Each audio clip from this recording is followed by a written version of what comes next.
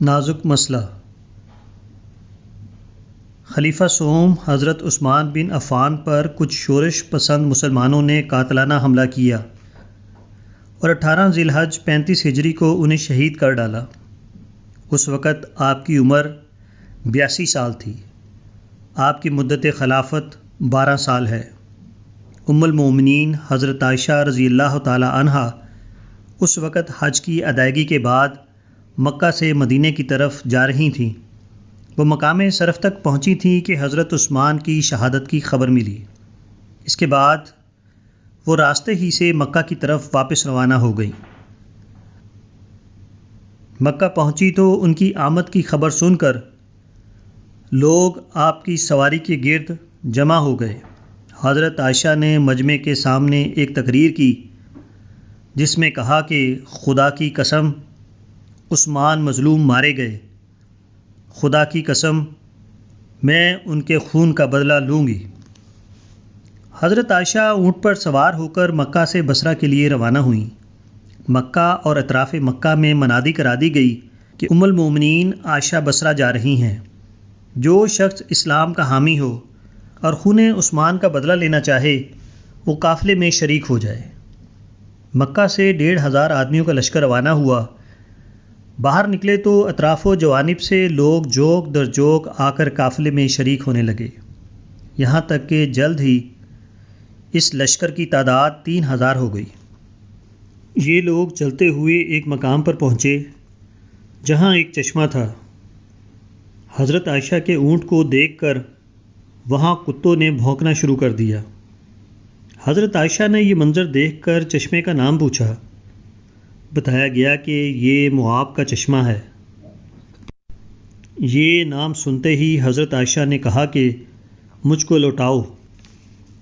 لوگوں نے سبب دریافت کیا تو حضرت عائشہ نے کہا کہ ایک مرتبہ رسول اللہ صلی اللہ علیہ وآلہ وسلم کے پاس آپ کی بیویاں بیٹھی ہوئی تھیں، میں بھی وہاں موجود تھی۔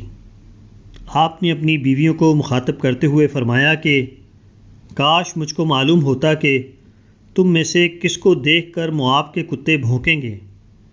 یہ کہہ کر حضرت عائشہ نے اونٹ کی گردن پر ہاتھ مارا، اونٹ وہیں بیٹھ گیا۔ اس کے بعد حضرت عائشہ ایک دن اور ایک رات وہیں مقیم رہیں۔ تمام لشکر بھی آپ کے ساتھ وہیں ٹھہرا رہا۔ اس کے بعد کچھ لوگوں نے منصوبہ بنا کر اچانک شور کر دیا کہ جلدی کرو جلدی کرو، علی تم تک پہنچ گئے۔ یہ سن کر تمام لشکر نہایت عجلت کے ساتھ بصرہ کی طرف روانہ ہو گیا۔ کچھ لوگوں نے حضرت عائشہ کے اونٹ کو بھی تیزی سے اٹھا کر بھیڑ کے ساتھ روانہ کر دیا۔ حضرت عائشہ کے سوال پر انہیں بتایا گیا کہ کسی نے غلطی سے آپ کو اس چشمے کا نام مواب بتا دیا تھا۔ در حقیقت یہ چشمہ وہ چشمہ نہیں ہے اور نام مواب کا چشمہ اس راستے میں آتا ہے۔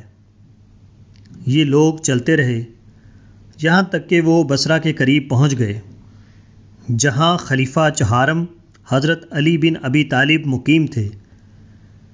یہیں وہ جنگ پیش آئی جو اسلامی تاریخ میں جنگ جمل کے نام سے مشہور ہے۔ اس جنگ میں خود مسلمانوں کے 2 گروہ آپس میں ایک دوسرے کے خلاف لڑے تھے۔ ایک گروہ کے قائد حضرت علی تھے جن کے ہاتھ پر حضرت عثمان کے بعد خلافت کی بیعت ہوئی تھی۔ دوسری طرف حضرت عائشہ تھیں جو خون عثمان کا بدلہ لینے کے نام پر وہاں پہنچی تھیں، کیونکہ انہیں یہ غلط فہمی ہو گئی تھی کہ حضرت علی خون عثمان کے معاملے کو دبا رہے ہیں اور قاتلین عثمان سے انتقام لینے پر تیار نہیں ہیں۔ حضرت عائشہ اس وقت ایک اونٹ پر سوار تھیں، اس لیے اس جنگ کا نام جنگ جمل پڑ گیا۔ جنگ جمل کی تفصیل تاریخ کی کتابوں میں دیکھی جا سکتی ہے۔ مختصر یہ کہ بوقت مقابلہ حضرت عائشہ کی طرف سے لڑنے والوں کی تعداد تقریباً 30,000 تک پہنچ چکی تھی۔ دوسری طرف حضرت علی کی فوج کی تعداد تقریباً 20,000 تھی۔ حضرت عائشہ کے لشکر میں سے 9,000 آدمی میدان جنگ میں مارے گئے اور حضرت علی کی فوج میں سے 1070 آدمی کام آئے۔ گویا مجموعی طور پر تقریباً 10,000 مسلمان خود مسلمانوں کے ہاتھوں ہلاک ہو گئے۔ اس واقعے میں یہ سبق ہے کہ عوامی تحریک اٹھانا جتنا آسان ہے اس کو کنٹرول کرنا اتنا آسان نہیں، خواہ اس کی قیادت ام المومنین جیسی مقدس ہستی کیوں نہ کر رہی ہو۔ جو لوگ جذباتی ایشو پر پرجوش تقریریں کر کے بڑی بڑی تحریکیں اٹھاتے ہیں اور عوام کی بھیڑ اکٹھا کرتے ہیں، انہیں چاہیے کہ وہ ہمیشہ آغاز سے زیادہ انجام پر غور کریں۔ اس قسم کی عوامی تحریکوں میں ہمیشہ ایسا ہوتا ہے کہ ابتدائی مرحلہ میں لیڈر نمبر 1 پر ہوتا ہے اور عوام نمبر 2 پر، مگر جب جوش و جذبے میں بھرے ہوئے عوام کی بھیڑ اکٹھی ہو چکی ہو تو اس کے بعد صورتحال یکسر بدل جاتی ہے۔ اب عوام کو نمبر 1 کی حیثیت حاصل ہو جاتی ہے اور لیڈر نمبر 2 کے مقام پر چلا جاتا ہے۔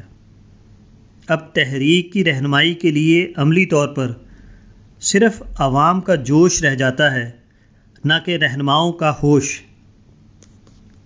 ذمہ داری کا تقاضا ہے کہ اس قسم کے عوامی کام کو بہت زیادہ سوچ سمجھ کر شروع کیا جائے،